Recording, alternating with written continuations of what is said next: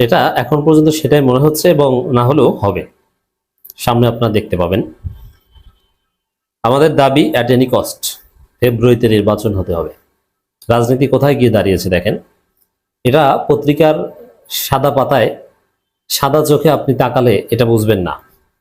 আপনি যদি জাস্ট রাজনীতির একজন পেসিভ পাঠক হন, পেসিভ রিডার হন, আপনি বুঝবেন না যে বিএনপি এখন নির্বাচন চায় না, বিএনপি এখন নির্বাচন বানচাল করতে ষড়যন্ত্র করছে।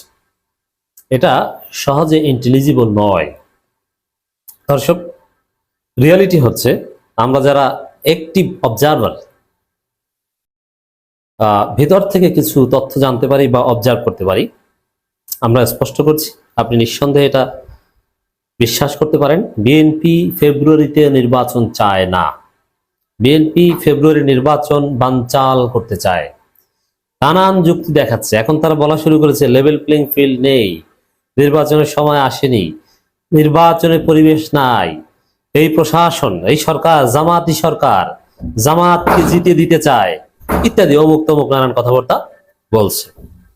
একটা বিষয় দাঁড়ালো যে বিএনপি নির্বাচন চায় না, এটা ফাইনাল। দ্বিতীয় হচ্ছে এনসিপি কি চায়। এনসিপি একটা বক্তব্য বিশ্লেষণ করছি নাহিদ ইসলামের, নির্বাচনের আগে পরিস্থিতি ঘোলাটে করার চেষ্টা চলছে। দেখেন, এনসিপি হোক আর বিএনপি হোক, কেউই সরাসরি বলবে না যে নির্বাচনের পরিবেশ নাই, নির্বাচন চাই না। ওটা ঘুরিয়ে পেঁচিয়ে বলবে।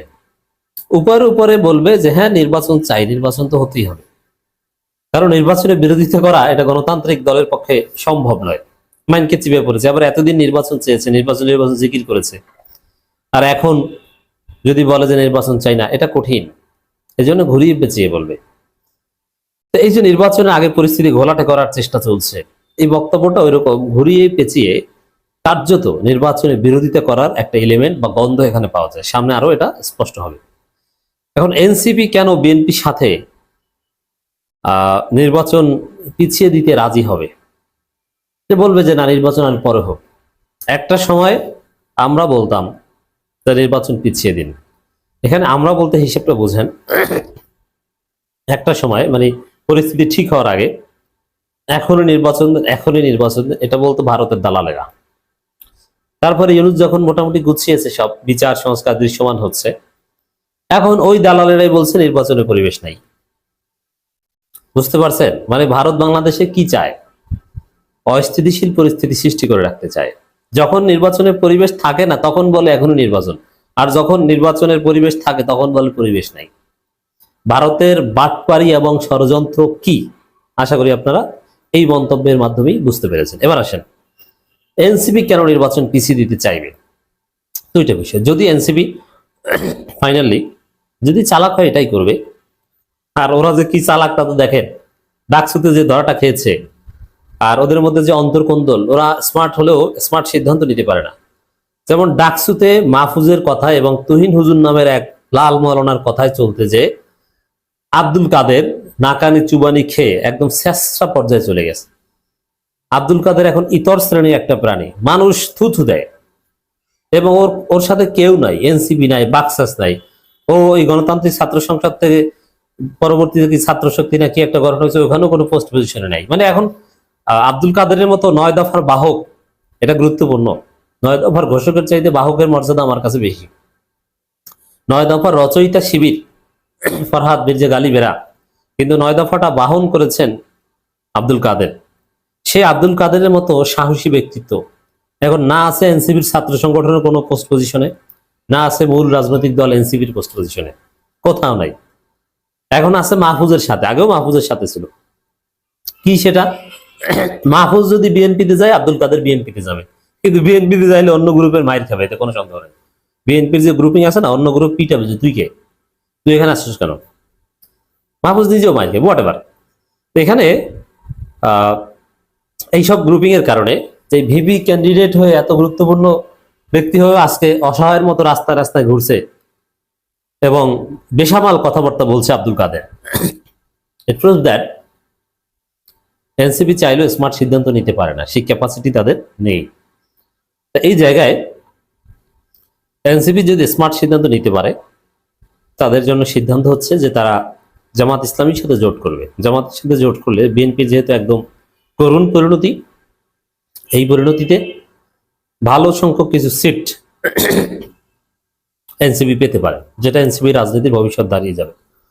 এবং 5-10 বছর পর বিএনপিকে পরাজিত করে এনসিপি বড় দল হয়ে উঠতে পারবে, সেকেন্ড হতে পারবে।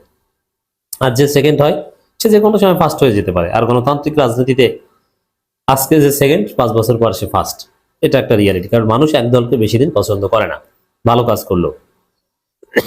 এটা আপনারা যুক্তরাষ্ট্রের দিকে তাকালেও দেখেন যে রিপাবলিকান বা ডেমোক্রেটরা সর্বোচ্চ 2 বার ক্ষমতা আসে টানা, এরপরে আর পারে না, কারণ মানুষ পছন্দ করে না। তো একদম সুষ্ঠু ডেমোক্রেসি যেসব জায়গায় 5 বছর পর পরে মানুষ সরকার পাল্টায়। ইউকেতে তো কয়েক মাস পর পর পাল্টায়, প্রধানমন্ত্রী পাল্টায়, পছন্দ হয় না, অভিশংসনের মুখে পড়ে, অনাস্থার মুখে পড়ে। তো সেই জায়গায় এনসিপি যদি জামাতের সাথে জোট করে তাহলে তাদের ভবিষ্যৎ ভালো। এবং জামাতের সাথে জোট করলে এনসিপি অবশ্যই ফেব্রুয়ারিতে নির্বাচন চাইবে, কোনো সন্দেহ নেই। কারণ জামাত এখন নির্বাচন চায়, নির্বাচনের বিষয়ে এখন সিরিয়াস দল জামাত এবং ডক্টর ইউনূস সরকার। আর এনসিপি যদি জামাতের সাথে জোটে না যায় তাহলে এনসিপি নির্বাচনের বিরোধিতা করবে বিএনপির সাথে। কারণ কি, এনসিপি কি কোনো সিট পাবে জামাতের সাথে জোটে না গেলে? জামাত জোটে না যে এনসিপি কোনো সিট পাওয়ার যোগ্যতা বাংলাদেশে রাখে না, একটা সিট পাওয়ার যোগ্যতা রাখে না। আমি চ্যালেঞ্জ দিয়ে বললাম, এমন কোন আসন নাই যেখানে এনসিপি জিতে আসতে পারবে। তো এই জায়গায়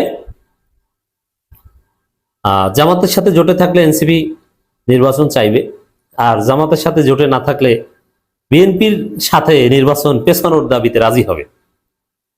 এটা হচ্ছে বাস্তবতা এনসিপির। আগামী জাতীয় সংসদ নির্বাচনের আগে দেশের পরিস্থিতি ঘোলাটে করার চেষ্টা চলছে বলে অভিযোগ করেছেন জাতীয় নাগরিক পার্টি আহ্বায়ক নাহিদ ইসলাম।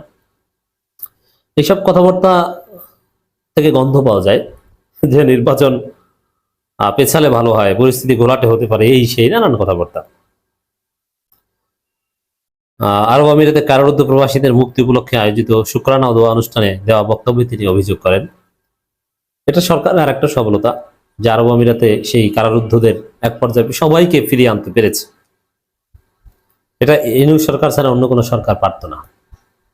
নাহিদ ইসলাম বলেন, আমরা দেখেছি যে নির্বাচনের আগে নানা ধরনের পরিস্থিতি ঘোলাটে করার চেষ্টা করা হচ্ছে। আমরা যে সংস্কার কার্যক্রম শুরু করেছিলাম, সংস্কার অগ্রযাত্রা শুরু করেছিলাম, সেটাকে নানানভাবে বাধাগ্রস্ত করা হয়েছে।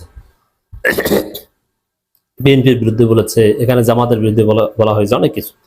তবে মূল বিষয় হচ্ছে এনসিপি যদি নির্বাচনের বিরোধিতা করে তাহলে তারা বলবে যে সংস্কার এখনো হয়নি, আরো সংস্কার